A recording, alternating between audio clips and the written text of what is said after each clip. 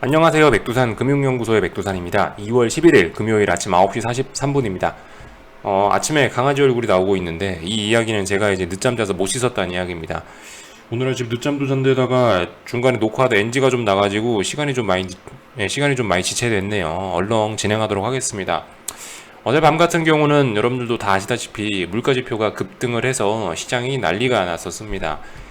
아침에 일어나서 보니까 일단 모든 것은 논리적으로 돌아갔더라고요. 모든 시장 반응이 논리적이었습니다. 긴축우려에 대한 논리적인 반응이 뭘까요? 긴축우려 하니까 주식시장은 빠져야 되는 거고, 달러는 이제 올라야 되는 거고, 금리도 올라야 되는 거고, 뭐 기타 금값 같은 거, 골드 같은 것도 올라야 되겠죠. 상식적으로는. 근데 이런 일들이 상식적으로 다 일어났다라는 거. 오래간만에 이런 논리적인 반응을 봐서 참 어쨌든 기분이 좋습니다. 이 정도 모습들을 살펴봤고, 좀 그래서 구체적인 숫자들을 우리가 좀 볼 필요가 있을 것 같은데, 일단은 먼저 봐야 될 게, 일단 금리 자체 그 CPI 자체를 먼저 봐야 되겠죠. 예상치가 5.9, 7.3이었는데, 예상치도 굉장히 높다라는 이야기를 드렸었는데, 이게 이제 6%가 넘어버리고, 이게 7.5가 넘어버리니까, 그 예상치들을 훨씬 넘어서 버린 거죠. 그러니까 가뜩이나 예상치도 높았던 것 같은데 더 높게 나오니까 시장은 굉장히 쇼크에 빠졌다라는 겁니다. 그래서 어젯밤에 제가 뭐라고 말씀드렸냐면은 저 CPI가 서프라이즈가 나와버리면은 3월 달에 금리를 50bp 올릴 수도 있다. 미국 연준이요. 기준금리를 50bp 올릴 수 있는 가능성이 열린다라 이야기를 해드렸는데 실제적으로 어젯밤에 이제 채권 시장 보면 딱 그런 반응이 나타났어요. 이거는 여러분들과 잘 평상시엔 보지 않는 3개월물 국채금리인데 미국 만기가 3개월짜리의 국채금리를 표시한 거죠. 이거는 여기가 0.25였는데 0.25라는 건 기준금리 한 번 인상이라는 이야기죠. 0.25 부근에서 왔다 갔다 하다가 어젯밤에 지표 확인하고 0.4 부근까지 올랐어요. 그러니까 어떻게 됐다? 50bp 올릴 수 있다. 그죠? 이걸 드디어 시장 참가자들이 현실로 받아들이고 있다라는 거 요 숫자에서 확인을 했습니다. 이런 모습들이 나타났고, 이 긴축우려 당장 3월달, 지금 2월이잖아요. 당장 3월달에 무슨 일이 생길 수 있다라는 생각을 하니까 어떻게 돼요? 단기물 금리들이 굉장히 크게 많이 움직이기 시작했습니다. 장기물 금리보다는요. 그래서 3개월물 같은 경우는 이제 상승률이 50%가 넘어가는 거고, 2년물 같은 경우는 상승률이 16%. 그래서 1.6이 넘어가죠. 1.6이 넘어갔고, 10년물 국채금리 같은 경우는 2%를 좀 넘어갔습니다. 그래서 상승률로 따지면 4.9%가 상승 마감을 했네요. 단기물 금리일수록 크게 반응을 했다라는 거 생각하시면 되겠고요. 이렇게 되면 장단기 금리 차가 많이 줄었겠구나 라고 생각하실 수가 있겠습니다. 근데 지금 장단기 금리 차 많이 줄었다라고 해서 여전히 몇 달간의 여유는 있다라고 생각해요. 아직까지 좀 장단기 금리차 역전되거나 이러기까지는 시간이 좀 많이 필요할 것 같다라는 거. 이 움직임들이 보시면요. 어젯밤에 그래서 급락을 했는데 하여튼 뭐든 그래요. 이게 주식시장이나 하여튼 이런 금융시장이 아시다시피 딱딱딱 디지털 이런 개념이 아니고 약간 아날로그의 이런 개념? 그죠?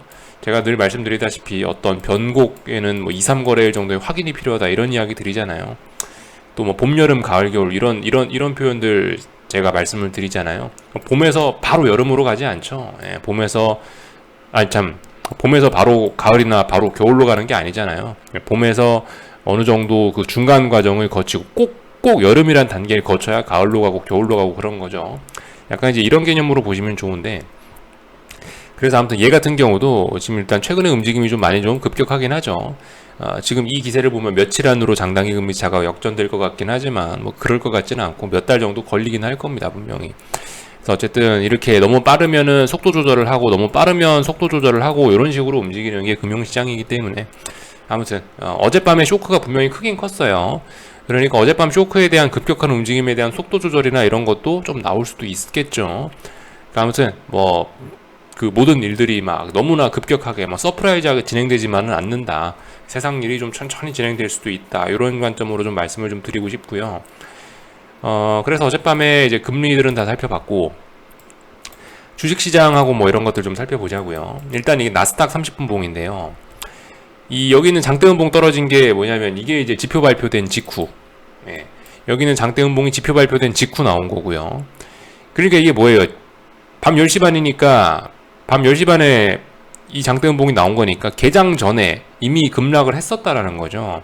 사실 제가 이런 점이 가장 우려가 되는 점이긴 했는데, 개장 전에 악재를 다 반영해버리면 장중에 할 게 없잖아요. 사실 그래서 그런 점이 좀 굉장히 저는 숏을 보는 입장에서 우려가 됐었는데, 이 어젯밤 같은 경우는 어쨌든 그래서 그 결론적으로는 굉장히 잘했다, 굉장히 잘 움직였다라고 생각돼요. 숏을 보는 입장에서 굉장히 잘 움직였다라고 생각이 됩니다. 너무 폭락 출발을 하니까 장중에 전부 다 되돌려서 갭을 한번 메웠고요. 그 다음 위쪽 고점을 장중에 확인한 다음에 재차 빠졌습니다. 재차 빠졌다는 표현을 드리고 있죠. 한 번 빠졌다가 두 번 빠졌다고요. 개장 전에 한 번 빠지고 장중에 한 번 빠지고, 이렇게 됨으로써 보다 이 위쪽의 저항에 대한 신뢰도가 굉장히 높아지는 그런 모습이 나왔다라고 생각하면 되겠습니다.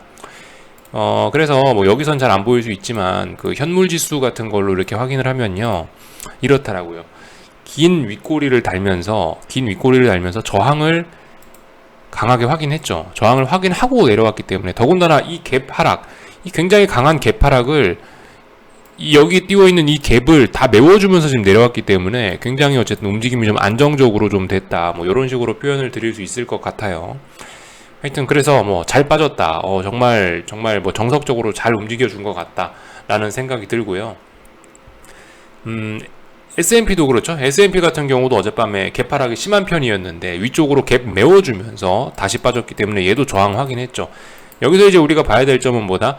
여기 고점, 싼 고점이다 생각할 수 있겠죠. 나스닥도 여기 고점, 싼 고점이네. 근데 고점이 급격하게 낮아지네라고 생각을 하셔야 되겠습니다. 이런 점들 보셔야 되겠고, 그럼 이제 나스닥 입장에서, 이제 S&P 입장에서는 이제 어디가 지지력이 되겠어요? 이제 어디 붕괴시켜야 되나요? 여기 붕괴시켜야 되겠죠. 지난 4거래일 동안 지지했던데, 지난 여기 몇 거래일 동안 저항이었던 이 자리가 중요한 자리가 됐습니다. 여기 붕괴시키면 이제 아래쪽에 지지력 여기 테스트하러 가겠죠. 네, 그런 점들 생각하시면 되겠고요. 어쨌든 뭐다? 그래서 어젯밤에 중요한 자리 14,700이라는 자리를 선물 기준으로 일단 붕괴는 시켜놨으니까 다시 어떤 숏 매집의 신호가 생긴 거죠. 이제는 다시 이제 그 신호 보고 다시 움직이시면 될 것 같고요. S&P는 어때요? 4,540이라는 자리를 장대음봉으로 붕괴시켰으니까 이제 이것도 어떤 신호 나온 거죠. 앞으로 이제 열심히 하시면 된다라는 거. 나는 지난번에 며칠 전에 손절했는데 또 사야 되냐? 어쩔 수 없죠, 그죠? 어쩔 수 없죠. 이렇게 될 줄 몰랐으니까 그 위에 자리에서 비중 축소하시고 손절하신 거니까 어쩔 수 없는 거예요. 확률 게임이고 그렇기 때문에 옛날에 뭐 내가 언제 손절했었는데 그런 거는 기억하실 필요가 없어요. 그런 건 몽땅 다 빨리 까먹어 버리시고, 아무튼 다시 저항 붕괴시켰지 않냐? 저항이 아니고 그 지지력 붕괴시켰지 않냐? 그럼 뭐예요? 그럼 무게중심이 아래쪽으로 쏠린 거니까 그냥 뭐 과감하게 또 다시 평상시처럼 아무 생각도 없이 그냥 숏 포지션 진입하시면 되겠죠. 지지가 붕괴됐으니까 들어가면 된다, 이런 이야기. 아무튼 뭐 천천히 하세요. 천천히 하셨으면 좋겠고, 어젯밤에 그래서 움직임들이 장난이 아니었어요, 그죠?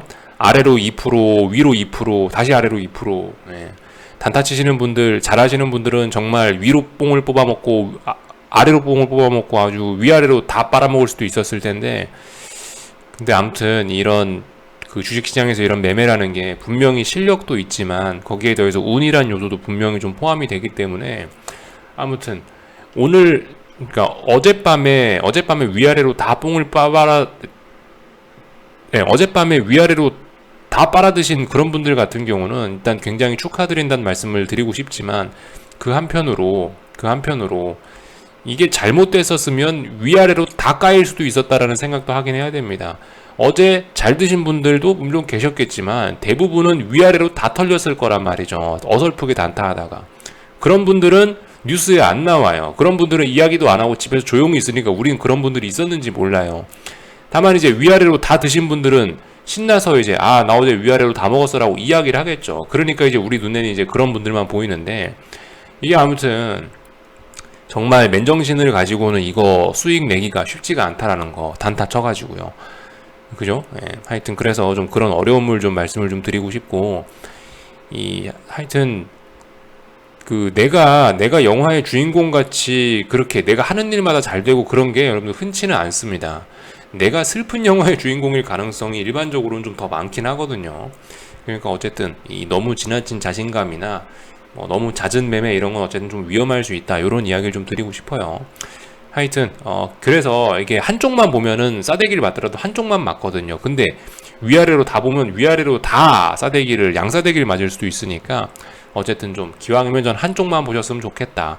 아, 난 무조건 위쪽이다. 그럼 위쪽만 하시든가요. 아니면 나 아래쪽이다. 그럼 아래쪽만 하시든가요. 한쪽만 하시는 게 제일 좋지 않을까 싶긴 합니다. 아무튼 뭐 어젯밤에 수익 내신 분들은 축하드리고요.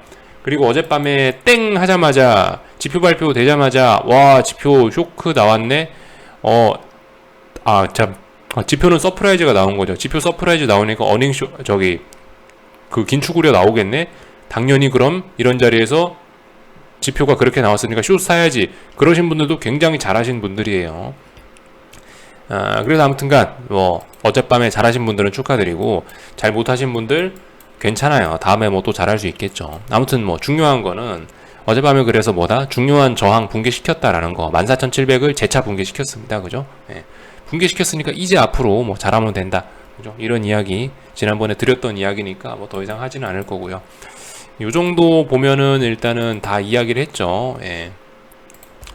그래서 뭐 하여튼 경제지표 일정들이 다음 주에는 뭐가 있나 봤거든요. 이번 주는 사실상 다 끝난 거고 다음 주 같은 경우는 뭐 보니까 PPI가 있긴 있더라고요. PPI 잘 보자고요. PPI는 생산자 물가지수니까 요거 잘 보면 될 것 같고 하여튼 뭐 나머지 특별한 거는 다음 주에는 별거 없더라. 예, 다음 주엔 특별히 경제지표 발표 중요한 거는 눈에 띄지 않더라. 요런 이야기 정도 드리면서 한국장으로 넘어오겠습니다. 뭐 논리가 간단하죠, 여러분들. 지난번에 제가 말씀드렸던 그 논리를 잊으시면 안 되겠습니다. 미국의 긴축이죠, 지금. 미국의 긴축이니까 한국엔 당연히 악재예요. 근데 지지와 저항도 생각해야 되겠죠. 한국 같은 경우는 어디가 지금 선물이 중요한 자리죠? 365. 이렇게 생각하실 수 있어요. 370에서 숏 못 샀는데 너무 아깝다. 이거 몇 포인트 더 먹을 수 있었는데 그런 생각은 안 하셨으면 좋겠어요. 어쨌든 이 위에서는 아직까지 뭐 확인된 것도 아니고 갑작스럽게 빠진 거기 때문에 뭐 움직이면 전부 다 뭐 여러분들 수익이에요. 그런 거 아니죠. 예. 어쨌든 그냥 이런 거 움직이는 건 원래 증시격언에 이런 이야기가 있잖아요. 무릎에서 사갖고 어깨에서 팔으라고.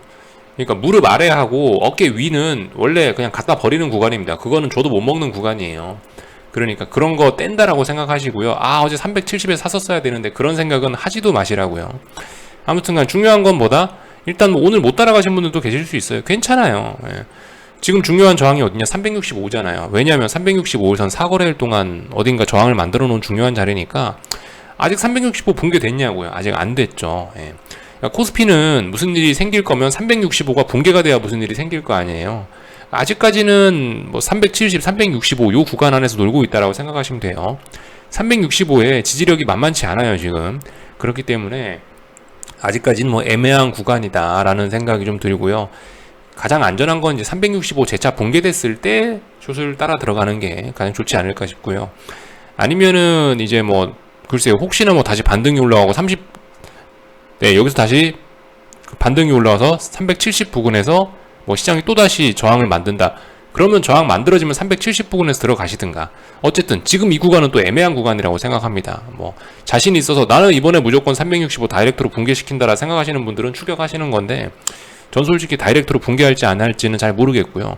하여튼 365 붕괴를 확인하고 들어가도 늦지 않다. 그러니까 뭐 아무것도 안 해도 돼요. 그러니까 중요한 이벤트가 나왔다라고 해서 나도 반드시 저게 껴서 뭘 수익을 내야 되는데 그런 생각 안 하셔도 돼요. 한 발자국 좀 늦게 가도 먹고 사는 데는 아무 지장이 없습니다. 이런 이야기들 드렸고요. 그러니까 어설프게 움직여가지고 어설프게 남들 먹으니까 나도 먹어야겠다 그 생각해갖고 들어가다가 까이는 것보다는 한 발 늦게 그래 그 위에 있는 그 위험한 부분은 니네나 잘해서 먹고 나는 안 먹을란다. 난 내가 먹을 수 있는 건 무릎부터 어깨 사이에 그만큼이다만 생각하시고 어쨌든 마음가짐을 그렇게 가지셨으면 좋겠어요. 그래서 뭐 이런 점들 말씀을 드렸고 지지와 저항만 확인하자, 그죠? 예, 그런 이야기 말씀드렸고 코스닥 같은 경우는 이제 전저점 테스트로 가는 모양입니다. 그래서 뭐 특별히 드릴 이야기는 없고요. 원달러 환율 1200원 테스트 잘 하고 있고요. 할 말 없네요. 그죠? 여기까지 하겠습니다. 궁금한 거는 리플 남겨주시고요. 또 오늘 저녁에 뵙도록 하겠습니다.